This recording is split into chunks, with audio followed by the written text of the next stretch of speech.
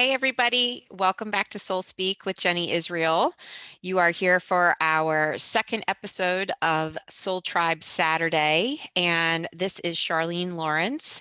And I was very excited to have her on today because we're getting ready to go into a pretty significant time of the year when it comes to our astrology and the planetary stuff that's going on. And for those of you who have followed me for a while, you know that I love, love, love, love the astrology. And I love the way that Charlene approaches astrology because she and I are very similar in our intellectualness when it comes to these kinds of things, but she's also extremely intuitive.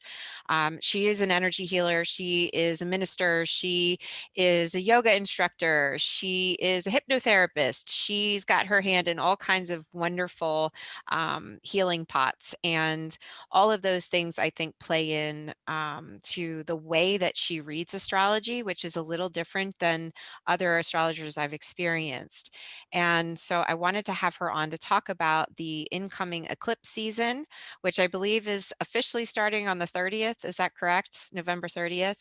And I basically have asked Charlene to play an entire game of chess in about 30 minutes.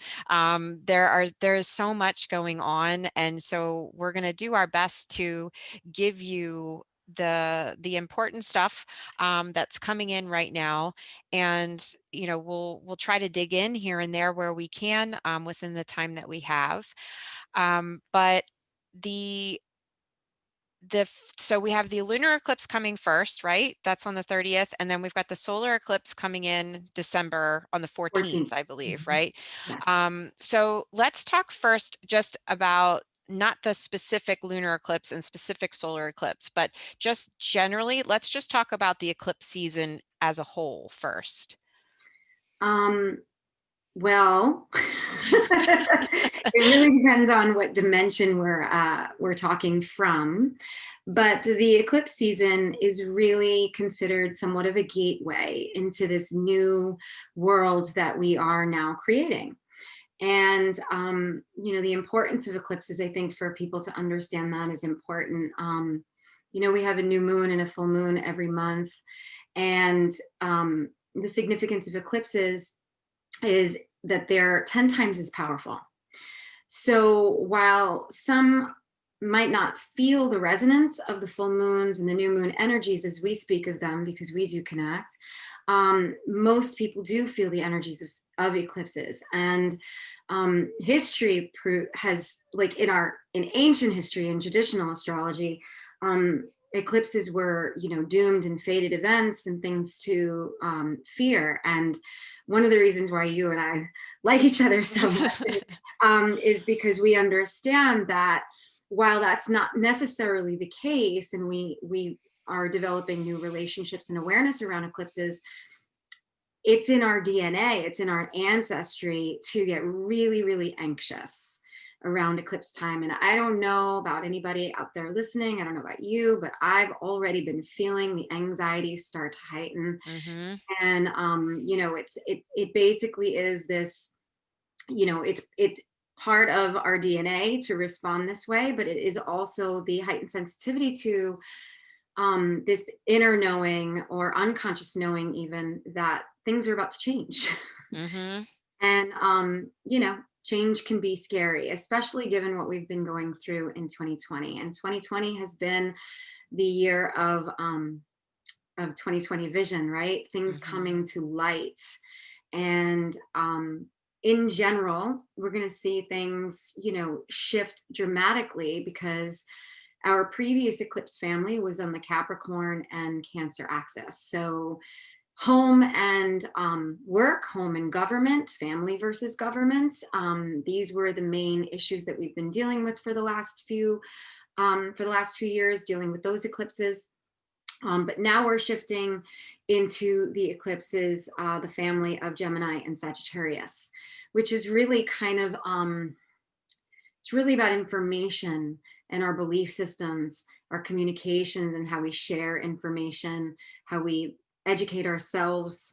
Um, and yeah, I feel like I'm rambling a little bit, but so it's going to be really interesting. And as you mentioned, we have this other event that's happening on the 21st with Jupiter moving into Aquarius. On our winter solstice. On our winter solstice, yeah. So we have a lot of major events happening within 3 weeks, and so like you know, Mm-hmm. self care is definitely important, and doing things that will calm our nerves, making time for reflection.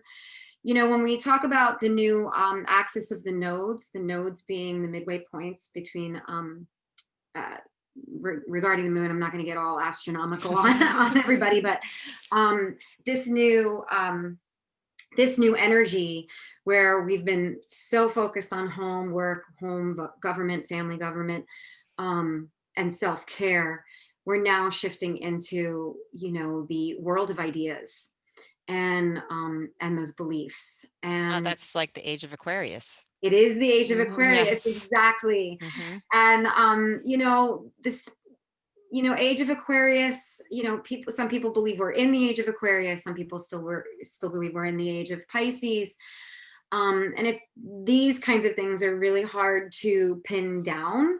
However, the significance of Jupiter and Saturn meeting in Aquarius um, on the 21st, exactly 1 week from the eclipse, the solar eclipse, to me is really, really like, whoa, like this is going to be a major gateway as well. I think the gateway was opened, as you say, energetically on 11/11. Mm-hmm. This is when we start planting the seeds. But more of us will start to feel and have the vision of what is about to change, probably closer to that event on the 21st. Because eclipses, while we feel the energy, we can feel it as sometimes quite palpable. Even people who aren't paying attention to energy will say, what is going on? um, Eclipses are not necessarily energies that we can really that we're always aware of, unless you're tapping in, which is why you're bringing this Mm-hmm. to your podcast, is like to tap in and really get connected to the energy so that you can use it to the best and highest good for ourselves and for all. And when we talk about moving into the age of Aquarius, whether we're there or we're I kind of feel like we're in the womb of it. Yeah. We're in the womb of we are the light workers, preparing people, gathering the army, building the army, getting everybody ready to understand the major shift in humanitarian efforts, and the way we care about one another, the way we care about society, the way we care about our communities. All of this is about to shift. And I think that has been something that we've been seeing erupting. We've been seeing it called for during all that we've been through this year. But I do feel like that conjunction of the planets, conjunction meaning they're meeting in the sky, closest they've met. They meet, but not necessarily on the exact degree and minute. They're going to be meeting in the sky the closest they have for hundreds of years. And that's pretty powerful. One of the things that so I had a personal reading with Charlene a few weeks ago, and one of the things that I found the most interesting was she was talking about my solar year as she was reading my chart, and how your solar year starts somewhere around your birthday, that your actual birthday doesn't necessarily land on the day of your birth every single year, that the planets are kind of moving. And I think that I kept that in mind as I started to realize, Spirit was dropping in this information about almost like our new year has already started, or we're like ramping up that vibration of 2021, where like on our linear calendar it's December 31st, but it's like these planetary things that are starting to happen. It's like we're already ushering in the new year. Would you agree Mm-hmm. with that? Like this Absolutely. five energy that I keep picking up, which, if you look at it from the numerology perspective, the vibration of the five, it is communication, right? It's all of these things that you were just talking about. It's like the age of information, the age Mhm. of communication, the age of expression. So that 5 energy kind of matching up with that throat chakra energy, where it's like, it's not just about your voice, it's about what you're listening to or what you're hearing. It's about the expression of these beliefs that are starting to bubble up inside of your body, and how you're moving that, the emotions that are coming up in the body and how you're moving that. And I find it very dynamic, the 5, that it's like, okay, you just did the 4, which is all the building, right? It's like the Mhm. builder stuff. And we've been doing that all year. And now all of a sudden the 5 comes in to kind of push us into motion. And how it really, like this week, it really started like feeling it ramping up towards this first eclipse and then moving into December. And what's also interesting about the 5 is that there's this rebellious quality to it, which I feel like that Jupiter in Capricorn is like the rebellious, like like that stuff that's bubbling underneath, like That's getting ready to erupt. that has definitely been the bubbling. And I want to add something about the 5 vibration. The 5 vibration also says it's time to just take a pause and, adjust the plan. Right. Hmm. And so, in that, the key word being adjust.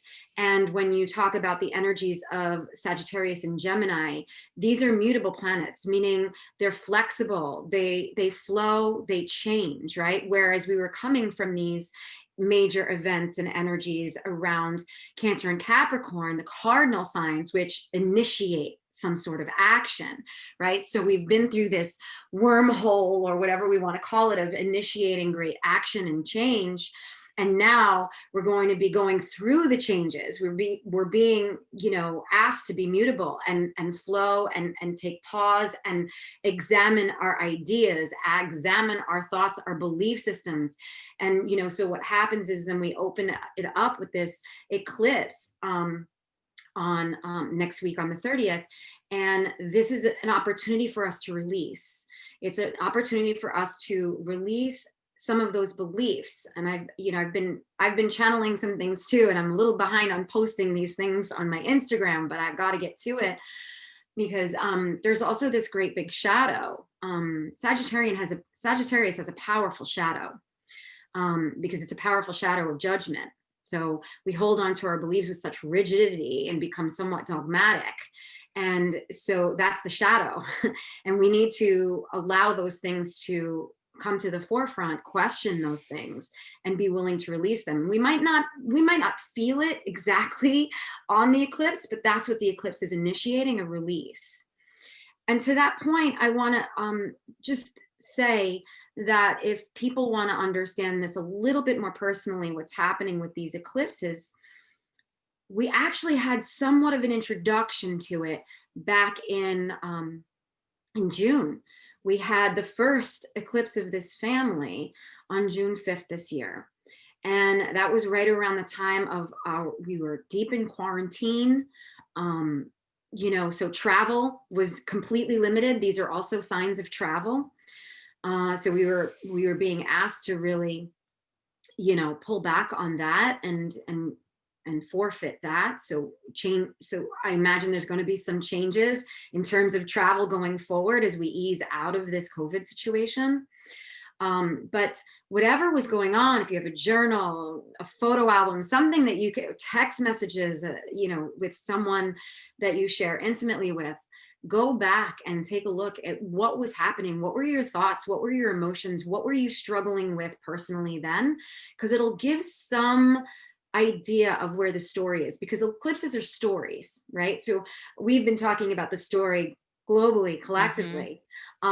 But for the more personal aspect, you can go back. I went back. I plan to go back to listen to my collective energy readings that I post on Instagram or IGTV, because I always share a little of my personal struggle in those. I Hmm. plan to go and look at the week before and the week after to see, what did I share? What was I struggling with? Because it was something intimate for Now, sure. is it like a loop that's closing with this No, next? no, no, no. Okay. It's getting bigger. Okay. The doorway's opening and starting to clarify itself. So think of when when you're weaving when you're doing like crochet, or any of those weaving type crafts, right? You go over and under and over and under and over and under. You might be going over, like I used to play with the loom when I was a kid. It was one of my favorite things. And like, you might be going over the white and then going under the blue and then going back over the white and then going under the blue. And all of a sudden you decided to change colors. Like there's this threading that's happening in the storyline. So that was an initiation. It was a gentle initiation and opening, because it was the beginning of these two nodal axes for the eclipses. And this is going to be a bit more profound, because we're starting to feel the shift, the change, the mutability, the progress, hopefully. But that's not going to be without discomfort at all. Eclipses are uncomfortable. And, for us collectively, this, the lunar eclipse is a release. Lunar eclipses are generally, as I started to say before, somewhat intangible unless you're really doing your own shadow work and internal conversations consistently. And even then, I can find the energy a little bit hard to clarify. And we have the planet of Neptune involved in these eclipses. It was highly involved in the June one. And I remember having my eye on that in June, as unclear as I was in handling everything that we were trying to handle at that time. I remember looking at that going, wow. Neptune, to expand on that, is still a player in these eclipses, and Neptune brings disillusionment. So if you do go back and you think about the collective, we've been still struggling with it. We don't know what to believe, right?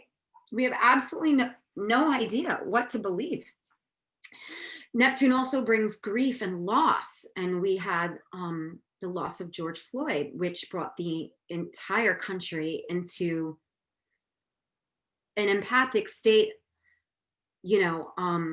of we need to rally and we need to open our minds and expand our views with race and politics and all of this, all Sagittarian and Aquarian energy.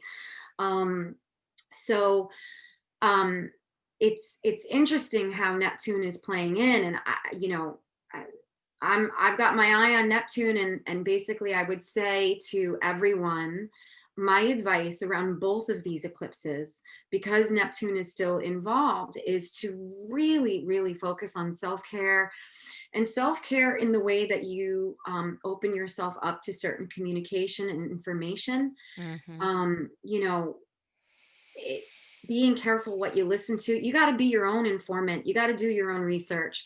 None of this, I heard from so-and-so, and I'm just going to pass it on, because you have to be informed in order to be an activist in your own life, to be an activist for your own family, and to be, to have that humanitarian effort towards your community and your country. It's really interesting that you're saying that, and that you brought up the loss of George Floyd and how that kind of set this really interesting, like the Black Lives Matter thing, into motion on this whole other level, and how people were so quick to just grab on to any little nugget and throw it out there of like the next injustice, the next this, the next that, and how it really blew into this thing that was at proportions where suddenly we started to question, okay, well, what are we supporting here? Are we supporting Black Lives Matter, or are we not supporting our law enforcement? Or like, okay, now there's a line in the sand, like we can't have both, like we've got to pick a side,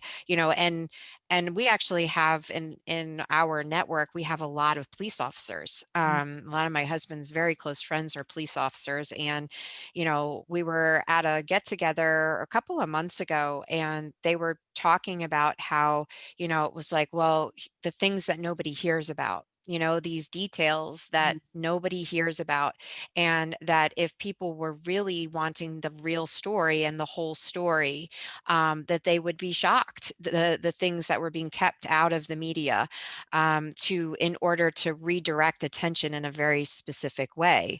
And the fact that you're talking too about the processing time period of like potentially this a whole new level of disillusionment, but being able to find our own truth inside of that at this point, right? Absolutely. We are being challenged to find our own truth by allowing some of our beliefs to fall away and expand our own consciousness. But something you said a word and it triggered me to expand on Neptune. Not only does Neptune create disillusionment, but it creates disillusionment so that those beliefs and things can fall away. It's like, you're in a dark closet and you're feeling your way through, right? So it creates this disillusionment. So you have to you have to look inward to find your own divine truth. And one of the other lessons of Neptune is that we're not separate.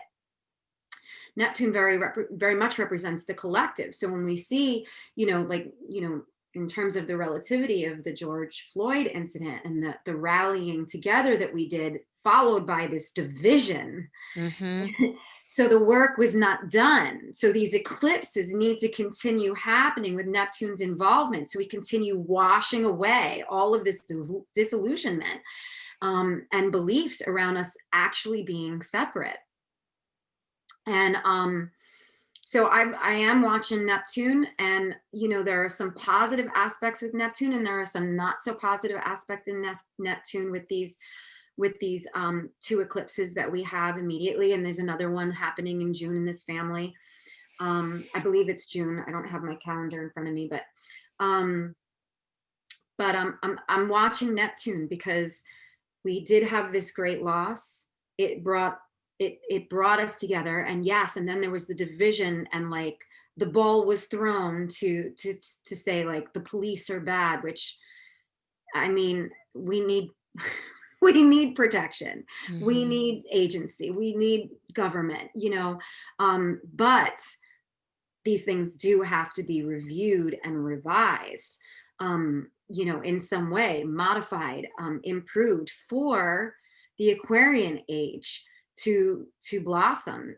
You said something, I watched your podcast this morning. It was great. I was so happy to catch it because there's a lot that you said that I don't know that you realize you were tapping into this stuff already, but shoot, where was I just now? You were talking about relationships, which I want to touch on, but you said something else. Refresh my memory. Where was I for a moment ago? We were still talking about the vibration of Neptune through all of these things inside of the vibrations of disillusionment, having to come together instead of create new division, and moving into this eclipse season that will even take us into next year, continuing on, of having to discover, you had used the words, our own internal divine truth, and trying to figure out like how to not throw the baby out with the bathwater. Basically, it's like you have to have the unity of both things. But yes, there needs to be revision, and we need to review these things that are old structures that aren't working anymore, like allowing these things to kind of fall apart, so we can find our way into the new version of that, but in not this way that draws this hard line in the sand, where it's got to be both parts merging together for change. Yeah, correct. And I can't remember exactly what it was that I was going to say, but since I'm remembering the relationships aspect of your podcast today, on the US natal chart, this eclipse, this eclipse is happening in Gemini. Our eclipse next week is happening in Gemini, which is in the position of partnerships and relationships. And so you talked a little bit about what it means in terms of, sometimes we have to release relationships. But it was interesting because I've been having a lot show up about relationships. And, when we talk about our beliefs, our relationships are big teachers in our beliefs. And something that came through for me was that sometimes there are these relationships in our lives that we feel like we need to release them, and there's this compulsion to release them, but yet we can't somehow. And that is, that's because we are struggling, I believe, that we are struggling to deal with those aspects of our own shadow. Where does that part of our nature live in us and express through us right now? And, just to say and remind people that shadow is not a bad thing. It's only bad when you don't understand it and it's ruling you without your light. It's powerful and useful and an ally in our lives when we understand it and can use it for our own strength and for the support of those around us. And it's important to love those parts of ourselves. The more we resist and hate on those aspects of our nature, the more we suffer. But I did want to add that, because relationships really show up, especially for us here in the U.S., given that this eclipse is happening on in the partnership house, right on the descendant. So it'll be interesting for people to be paying attention to their relationships and seeing what kind of frustrations show up, where those frustrations are, and what the beliefs are surrounding those frustrations will really give a lot of ammunition to how this work is more personal rather than the collective energy that we've been discussing. Now, Jupiter in Capricorn has very much been about that bubbling up and trying to find, trying to kind of blow things up. I mean, because Pluto is involved too, like blow it all up. The Pluto was definitely what brought in the let's get rid of the police. It was appealing to the dark side of some force or another. And that wasn't the only effort that was dark throughout all of this at all by any means. But it just reminds us that it is important for us to do our own research and be informed. And, I don't think it's an accident that I had a conversation with another spiritual leader this week about when we inform and educate ourselves, we don't just listen to the ones that we like. It's important to listen to the voices that we don't necessarily resonate with, because otherwise we're not expanding our perception at all. We're not allowing that door to remain open for a potential to exist outside of our present knowing.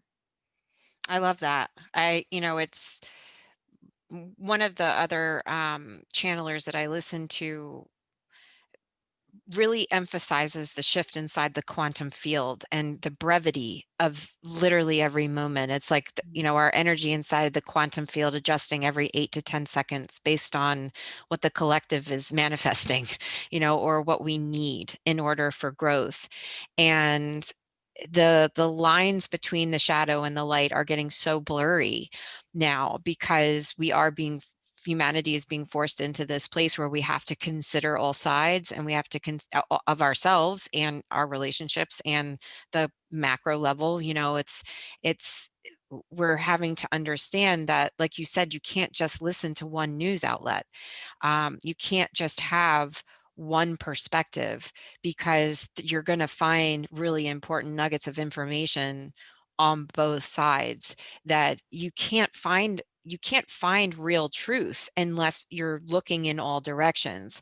Otherwise, you're just a horse with the blinders on, right? Like this very myopic perspective of where you're going, which might feel good, right? They put those on the horses to reduce their anxiety, so they're not being stimulated in their peripheral vision. And so that's a really safe place for us to go. And it's like, well, I'm just going to look where I know, because that makes me feel all warm and fuzzy inside.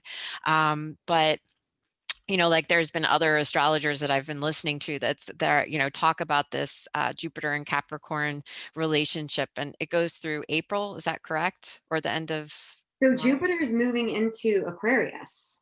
It will retrograde at some point next year for a few months, and then we'll be back. But it's in Aquarius for most of the year. Oh, okay. So maybe it was the connection of where Jupiter went retrograde earlier in the year that I was Yeah, no, thinking of.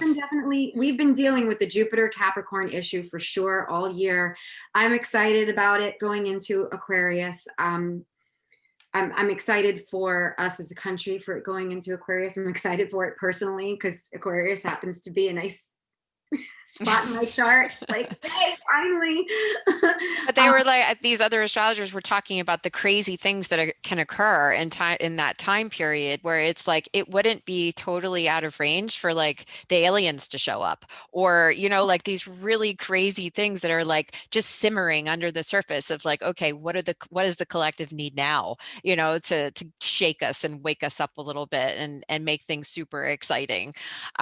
So it is I feel like we've like somebody had texted me the other day, well, what do you think about all of this? I'm like, I don't know. Like, I am a spectator just like you at this point. Like, I don't know what's coming.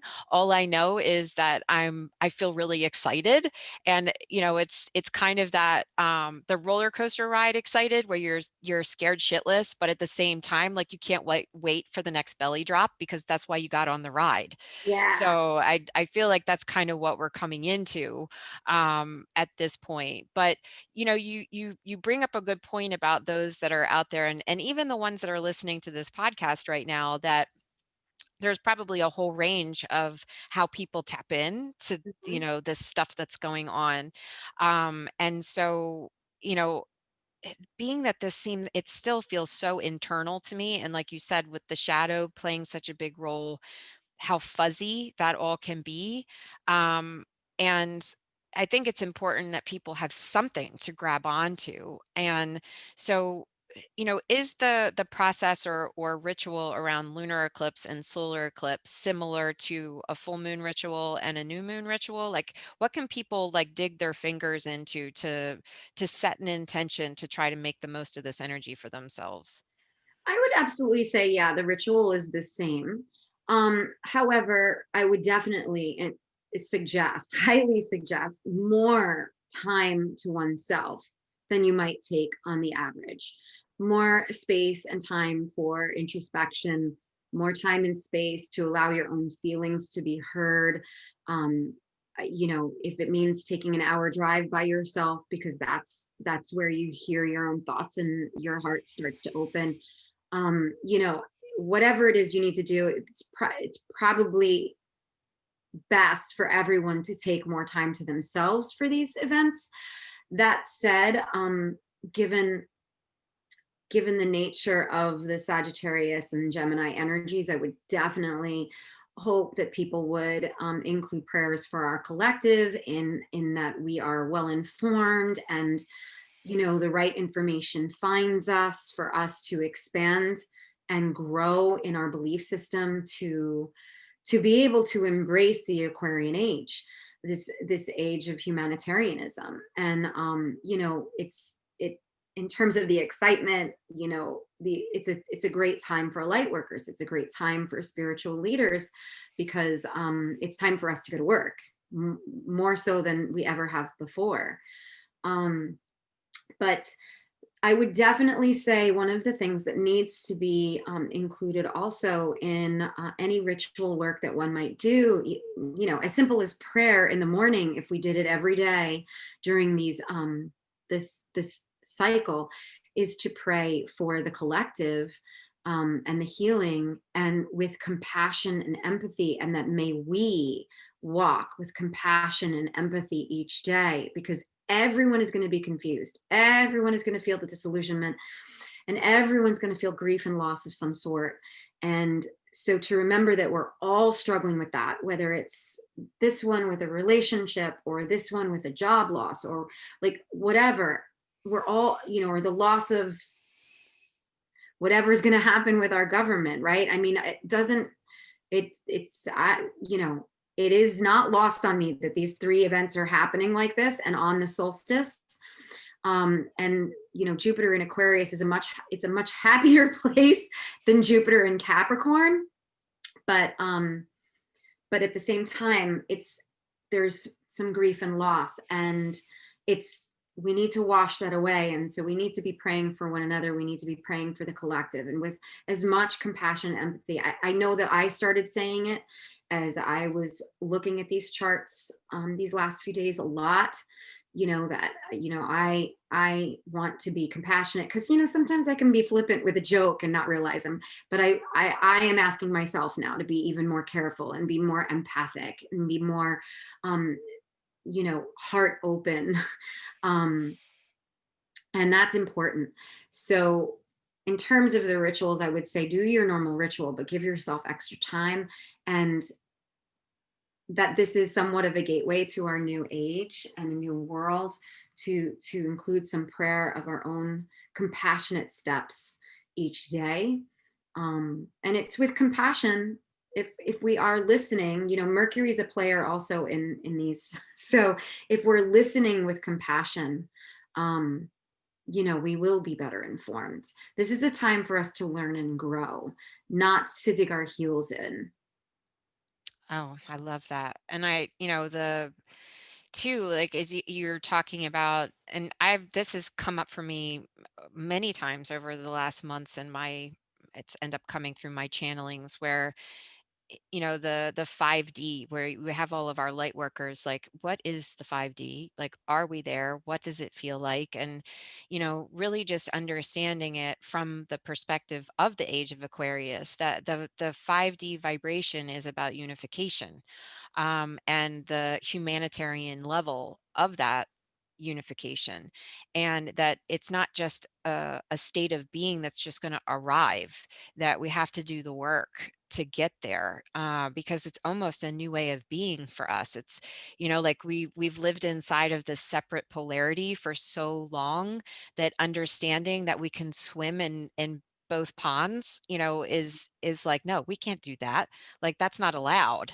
And understanding that's coming, and that inside of this, so this lunar eclipse that's coming up, that's our full moon, right? So we Mhm. go into our full moon release prayers, Yeah. that we are releasing our tendencies to, um, to stay divided, that we release the old delusions of separateness, that we're making space inside of our release for this new way of being that allows us to be a little bit more patient, a little bit more Absolutely. compassionate, of because what I love so much about when you read about the age of Aquarius is that it's God as self, Mm. right? And so inside of that understanding, we know that you're allowed to have your truth and I can have mine, and we can still live in peace. That we're not judging another person's story, we're not judging their timeline, we're not judging how they're getting there, what their belief system is inside of that, that we're just like, hey man, that's okay, like you do you, I'll do me. And I love that vibration, and I do see that that's happening more. At the same time, we're getting, like I was talking about this morning, where it was like we see the division, like the division is becoming so visible, that even inside of our relationships, it's like, okay, now I see you're really kind of back here in your consciousness, and I'm really up here in my consciousness, and this might not work. Um, and being able to make that choice without judgment of the Mhm. other person. It's like, okay, so it might not be for our highest good anymore to be in this, on the same path, together anymore, but that we start to release those old defensive mechanisms, the projection mechanisms, the hurt-based mechanisms, the fear-based mechanisms. And I love that, the idea of doing like, okay, I'm going to write my little full moon release ritual. Here's my list. And then here's my list for the planet, like here's my list for the collective, and like doing that planetary release along with your own. Yeah, absolutely. And then the new moon, is of course ushering something really, something new in. And in terms of all of these eclipses, the mutable signs are going to feel the most intensely. So that's, Sagittarius, your Geminis, your Virgos, and your Pisces. Um, it's not to say that others won't feel it, observe it, and be able to tap in, as we've discussed. But those are the signs that are going to feel it most intensely. And if these eclipses are occurring on your moon or your sun, another thing that you're going to feel intensely. I just can't catch a break, man. Like Aries finally comes I direct, and know. now I'm going into an eclipse that affects my Virgo. Like, come on, man. I know. been busy analyzing, the cardinal signs, right? Yeah. Aries, cardinal signs, and I'm a Libra. So the cardinal signs have been hit hard with the whole Cancer Capricorn axis. And my moon is in Gemini and my rising sign is in Gemini. So I'm like, great. And I finally pulled up the chart against mine, which I hadn't done the other day. I was like, I think it was Sunday night. I was like, I can't believe I haven't looked at it against my chart. It's conjunct my moon. So I'm really like, You're in there. I'm in there. Well, I do encourage anybody who's listening that, some of this astrology talk is going to go whoop, right over your head. And that's totally okay because it's a whole other language that you learn how to speak as you start to learn. And, like Kelly Lynn Adams said last week, stay in your genius zone. Like that's why we have people that specialize in these amazing areas of science, because then they can tell us what we need to know. Like we don't have to be able to speak that speak. Because people like Charlene can come to your level of where you're at intellectually and emotionally and say, okay, this is what you need to know. So I do encourage you to reach out and make an appointment and get your own chart read so you can see how this is actually affecting you on a very personal level. And the beautiful thing is like you don't have to pick and choose. It's like, well, I do want to hear about myself, but I want to know what's going to happen with my mom because she's ill right now, or I want to know what's going to happen with my dad or my sibling. And what's really cool is that you can look at your own natal chart, and the planets and the signs that show up inside of your chart also signify very important people in your life. So you can get this really cool perspective of you and your family, really important people in your life, or maybe people that are coming into your life and haven't come yet. Charlene's really great at looking at wellness. And I say wellness from a very holistic perspective, kind of the way I look at wellness, where it's about all aspects of self. So you're looking at your mental health, you're looking at your emotional health, you're looking at your physical health. Charlene also has a background in some nutrition and, things like that. So she can talk to you about those things. And then obviously your spiritual connection to all of these things. And so it is so profound to be able to really dig in and see like, there's this, I don't know, there's like this light bulb that goes off when you're looking at your natal chart, and it's like literally in the moment of your birth, how the stars and planets were aligned to make you exactly who you are. Mm. And I am just so in awe of that's why this fascinates me, and how it can, the dynamics can change within hours. It's like, and I'm sure some people can feel that in their day, like where in my speak with people, like I could call Charlene and be like, what the hell is going on with the planets today? Because this morning I was fine and now I am not. And knowing that it can literally change in a matter of hours, and how you're being influenced. And so I do feel like this is a very emotional time. I mean, Neptune is very fluid inside of emotions, right? Because Neptune Oh Pisces yeah. connection. So, I was talking about that this morning. On one of my videos where, it was like really just allowing yourself to be human inside of this experience of like that's so highly spiritual, that if people aren't tuned in on that level, it's okay. Like you can still have the human experience and still be experiencing the expansion and the release and the self-knowing and the learning and the advances in your emotional intelligence and all of those things. And I almost feel like some of us are being driven into this place right now where we just want to do human things. Like I know that's how I'm feeling. I want to nest. I want to go clean out my closets. I want to cook good food. I want to take care of my kids. Like I want to do really human things right now, where it's like it feels almost like work to elevate right now, to like reach too far. I get really tired and I really want to be inside my body right now. It's definitely the Neptune influence. And so what I would want just to add to what you just said is for people to really remember that confusion is normal, that we are meant to go through periods of confusion. And, you know, the clarity will come either through your own pursuit or over time. But the clarity will come, and to allow that emotion to express itself, as you said.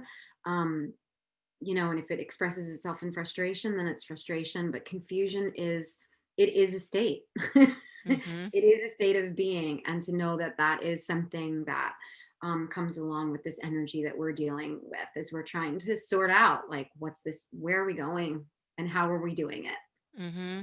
And so inside of all of this intuitive energy that we're all kind of suspended in this weird gel right now, and trying to figure out which way to go, and what we're supposed to be doing. And I think that the great thing is that this is happening in a time period of the year where we do tend to anchor ourselves in our family, Mhm. and in tradition and ritual, and all of those really warm and fuzzy places that we have, that we can always kind of rely on, even though it might look very different this year than it has in previous years. I mean, this is the first winter season that we've ever lived through inside of a pandemic energy. So, yes, holidays are going to look a little different. And I know there's a lot of grief around that, but that there is also this nostalgia and that comfort that comes in this time of year, and the excitement. And I mean, if there was ever a time of year where we were being pushed into this womb of trying to learn how to be unified, like, the Christ consciousness season is the best time for that to happen. So I'm putting all my faith in that, and because I haven't lost faith in humanity. I mean, there are times where, what we see, what the media just accosts our senses, with the things that we see, the things that we hear, and remembering, like Charlene has said many times inside of this podcast, that we have to be looking at all things. We have to make sure that we're looking for both things, because there is so much good that is going on out there right now. The light workers, the grid of light is, I just can't even believe what's going on right now. Like, this golden thread of connection is turning into like this rope. It's no longer a thread. It's these amazing connections inside the grids of light. They're just lighting up everywhere. And it gives me such hope to see so many people coming into service, so many people coming into their purpose, so many people coming into more of an illuminated state. And it's because they did allow the shadow to come in and do the work and clean some stuff out, and go into that process of self-compassion and self-forgiveness and self-love, inside of knowing that we have both sides of this going on inside of ourselves. And that path is what's going to take us into being able to have that happen for other people.